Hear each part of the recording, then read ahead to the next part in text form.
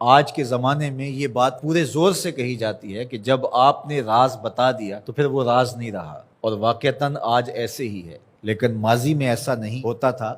اور آج بھی جو اللہ کے بندے ہیں، جو حقیقی فلاح اور کامرانی والے لوگ ہیں، وہ آج بھی ان چیزوں کی پاسداری کرتے ہیں۔ یہ امانت ہے، اس امانت کو ضائع نہیں کرتے۔ اسی طرح آپ جو کام کرنے جا رہے ہیں، جو آپ کا ذمہ لگایا گیا، تاکہ مزدور 8 گھنٹے کی ڈیوٹی ہے تو وہ اس کے اندر کم چور بن جائے، تو وہ بھی امانت کے اندر خیانت کر رہا۔ دفتری ذمہ داریاں ہیں تو وہ ان کو نہ نبھائیں، سارا دن سائلین باہر دھکے کھا رہے ہوتے ہیں اور اندر میٹنگز چل رہی ہوتی ہیں۔ آپ کو منصب دیا گیا تھا لوگوں کی ضرورتوں کو پورا کرنے کے لیے، آپ کی ذمہ داریوں میں یہ چیز شامل ہے کہ آنے والے لوگوں کی ضرورت کو پورا کریں، تو یہ امانت کے زمرے میں آتا ہے۔ ممبر و محراب یہ بھی ایک ذمہ داری ہے، اس کے جو تقاضے ہیں اس کو نبھانا پڑے گا، اور اگر نہیں نبھاتے ہیں تو آپ اس امانت کو صحیح طرح ادا نہیں کر سکتے۔ تو اس سے صرف مالی امانات ہی مراد نہیں ہے، اس سے ہر وہ چیز جو اس زمرے میں ہو اس کو شمار کیا جائے گا۔ اور یہ بات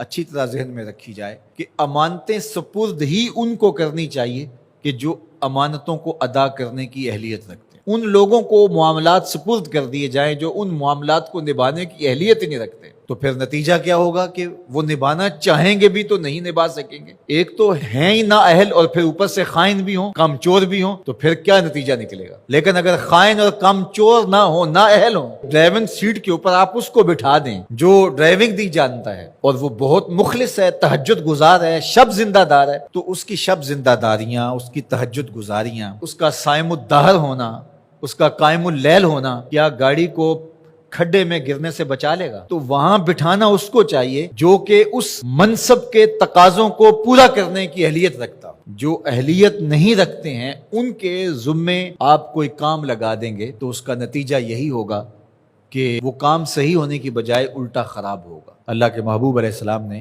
قیامت کی نشانیاں بیان کرتے ہوئے ایک نشانی یہ بھی بیان فرمائی تھی، اذا وسد الامر الی غیر اہلہ فانتظر الساعہ، جب معاملات ایسے لوگوں کے سپرد کیے جائیں جو نااہل ہوں تو فرمایا پھر قیامت کا انتظار کرنا۔ اس لیے ہمیں اپنی زندگی پر بہت زیادہ غور کرنا ہوگا، جو میرے ذمے کام ہے میں اس کو نبھاؤں اور اس کو دل و جان سے نبھاؤں۔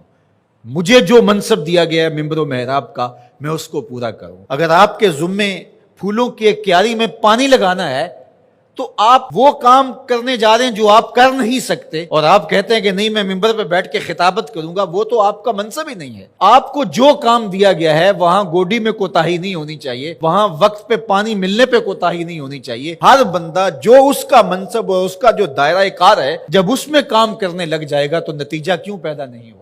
یہاں مسئلہ یہ ہے کہ ہر بندہ کہتا ہے کہ میں یہ کروں گا جو وہ کر ہی نہیں سکتا ہے، اور کچھ لوگ توقع بھی لگا کے بیٹھتے ہیں اور ہم حیران ہوتے ہیں کہ یہ کس طرح ہو سکتا ہے، جو ضابطہ اس کے مطابق ہی کام ہوتے ہیں۔ تو اللہ تعالیٰ جل شانہ اس قوم کی حالت نہیں بدلتا جو اپنی حالت خود بدلنے کے لیے آمادہ نہیں ہوتی۔ آج امت مسلمہ کا مسئلہ یہ ہے کہ امت مسلمہ میں وہ صلاحیتیں جو ہونی چاہیے تھی، ایک تو مفقود ہیں، دوسرا تقسیم کار نہ ہونے کی وجہ سے آج امت لڑکتی چلی جا رہی ہے، اور آج ہم وہاں کھڑے ہیں جہاں ہمیں کھڑا نہیں ہونا چاہیے تھا۔ خدا کرے کہ اس چمن میں بہار آئے اور یہ امت پھر فروغ پائے، اور اگر ہم اپنے حصے کا کام نہیں کریں گے تو اللہ تعالیٰ جل شانہ اس دین کو کبھی مٹنے نہیں دے گا۔ یہ بات ذہن میں رکھیے گا، یہ دین غالب ہی رہے گا، یہ دین ہمارا محتاج نہیں ہے۔ اللہ ہماری جگہ کسی اور شخص کو لے آئے گا اور اس کے ذریعے سے دین کو غالب کرے گا۔ اس لیے ہم نے اپنے حصے کا کام کرنا ہے، اس کو کبھی بھی ترک نہیں کرنا ہے۔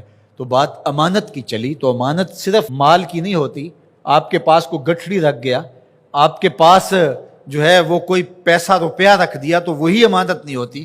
آپ کی صلاحیتیں بھی امانت ہیں، اور آپ کا منصب بھی امانت ہے۔ آپ پر جو لوگوں نے توقع کی، ٹرسٹ کیا، وہ بھی امانت ہے۔